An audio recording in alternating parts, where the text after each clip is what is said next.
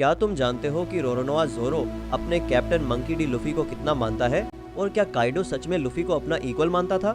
आज हम यही पूरा ब्रेक डाउन करने वाले हैं।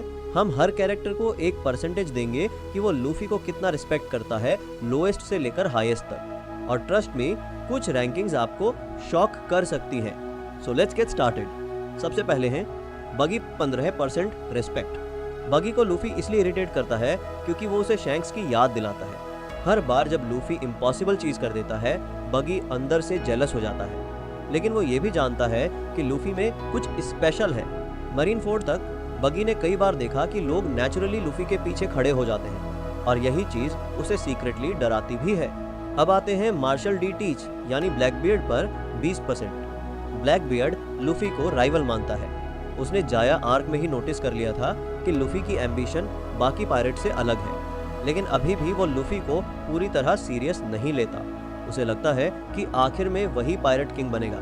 फिर भी वो जानता है कि फ्यूचर में लूफी उसका सबसे बड़ा ऑब्स्टेकल बन सकता है।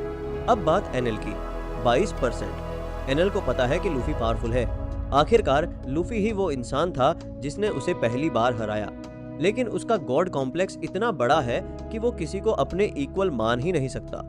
उसकी नज़र में बाकी लोग इन्फीरियर बीइंग्स हैं। फिर भी लूफी ने उसे शॉक जरूर किया था। अब आते हैं डॉन कीहोटे डोफ्लामिंगो पर 30%। डोफ्लामिंगो लूफी की स्ट्रेंथ को रिस्पेक्ट करता है, लेकिन उसे लगता है कि लूफी के आइडियल्स बहुत चाइल्डिश हैं। उसके हिसाब से दुनिया क्रूअल्टी से चलती है, काइंडनेस से नहीं। फिर भी ड्रेसरोसा आर्क में लूफी ने जिस तरह उसे हराया, उसने डोफ्लामिंगो को रियलाइज करा दिया कि ये लड़का ऑर्डिनरी नहीं है। उसने लॉ और लूफी दोनों को फ्यूचर थ्रेट्स माना था। अब बात करते हैं क्रोकोडाइल की, 50%। पहले वो लूफी को एक अनोइंग रूकी किड समझता था, लेकिन अलाबास्टा में हारने के बाद उसे मानना पड़ा कि लूफी में इनसेन पोटेंशियल है। मरीन फोर्ड आर्क में क्रोकोडाइल ने इनडायरेक्टली लूफी की हेल्प भी की थी, और वन पीस फैंस जानते हैं क्रोकोडाइल किसी की मदद यूं ही नहीं करता। उसने लूफी की विल पावर को सीरियसली रिस्पेक्ट करना शुरू कर दिया था। अब आते हैं बोरसालिनो यानी किजारू पर 55%। किजारू नॉर्मली किसी को सीरियसली नहीं लेता। वो हमेशा काल्म और सार्केस्टिक रहता है, लेकिन एगहेड आइलैंड में उसने माना कि लूफी बहुत आगे बढ़ चुका है। उसकी बॉडी लैंग्वेज तक दिखा रही थी कि वो अननेसेसरी फाइट अवॉइड करना चाहता था। कुछ मोमेंट्स में ऐसा भी लगा कि वो सीक्रेटली लूफी की साइड ले रहा हो। ये रिस्पेक्ट बिना बोले दिखाई देता है। अब बात स्मोकर की 60%। स्मोकर जानता है कि लूफी बाकी पायरेट जैसा नहीं है।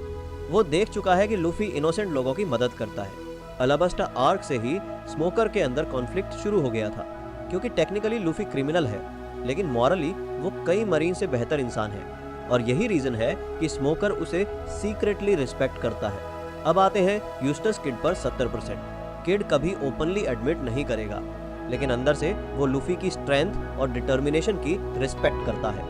वानो आर्क में उसने देखा कि कितनी बार गिरने के बाद भी लूफी वापस उठता है, और पायरेट्स की दुनिया में ऐसी विल पावर रेयर होती है। अब बात किलर की 75%। किलर को लूफी का नेवर गिव अप एटीट्यूड बहुत पसंद है। वो समझता है कि लूफी सिर्फ ताकतवर नहीं, मेंटली भी बेहद स्ट्रांग है। इसीलिए किलर अक्सर लूफी को फ्यूचर चेंजिंग पायरेट की तरह देखता है। अब आते हैं इशो यानी फुजीटोरा पर 78%। फुजीटोरा शायद उन मरीन्स में से एक है जो लूफी को सबसे अच्छे से समझते हैं। ड्रेसरोसा आर्क के अंत में उसने ओपनली कहा था कि उसे लूफी का चेहरा देखना है, क्योंकि वो जानना चाहता था कि इतना काइंड इंसान आखिर दिखता कैसा है। ये मोमेंट वन पीस के मोस्ट होलसम मोमेंट्स में से एक था।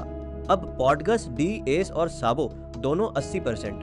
दोनों को हमेशा लगता था कि लूफी फ्यूचर बदल सकता है। एस अपनी जान देकर भी लूफी को बचाना चाहता था, और साबो आज भी उसके लिए दुनिया से लड़ने को रेडी है। उनके लिए लूफी सिर्फ भाई नहीं, फैमिली है। अब बात करते हैं ट्राफाल्गर डी वाटरलॉ की 85%। लॉ शायद सबसे इंटरेस्टिंग केस है।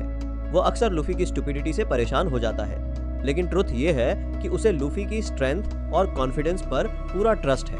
ड्रेसरोसा से वानो तक लॉ ने कई बार अपनी लाइफ लूफी पर डिपेंड की, और लॉ जैसा केयरफुल इंसान ऐसा किसी पर आसानी से ट्रस्ट नहीं करता। अब आते हैं उसोप पर 85%। उसोप और लूफी बेस्ट फ्रेंड्स जैसे हैं, लेकिन वाटर 7 आर्क में उसने अपने कैप्टन से फाइट भी की थी। उस आर्क ने दिखाया कि दोनों का बॉन्ड कितना इमोशनल है। फाइट के बाद भी उसोप वापस क्रू में आया, क्योंकि डीप डाउन वो जानता था कि लूफी उसके लिए फैमिली है। इसलिए फुल 100% नहीं, लेकिन बहुत क्लोज। अब शुरू होते हैं 90% वाले कैरेक्टर्स। सबसे पहले शार्लट कताकुरी। उनकी लेजेंडरी फाइट के बाद कटाकुरी ने लूफी को वर्दी राइवल माना। पहली बार उसने किसी ओपोनेंट को बराबरी का रिस्पेक्ट दिया। फाइट के अंत में जब उसने पूछा कि क्या लूफी वापस आकर बिग माम को हराएगा, तब साफ दिख गया था कि वो लूफी पर बिलीव करने लगा है। और अब Kaido 90%।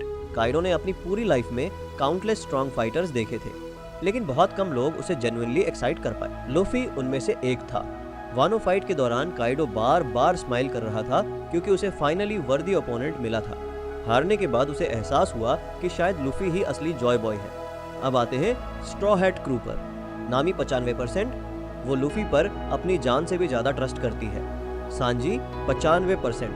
Whole Cake Island arc में साफ दिख गया कि वो लूफी के बिना क्रू इमेजिन भी नहीं कर सकता। Tony chopper 95%। चॉपर के लिए लूफी हीरो जैसा है।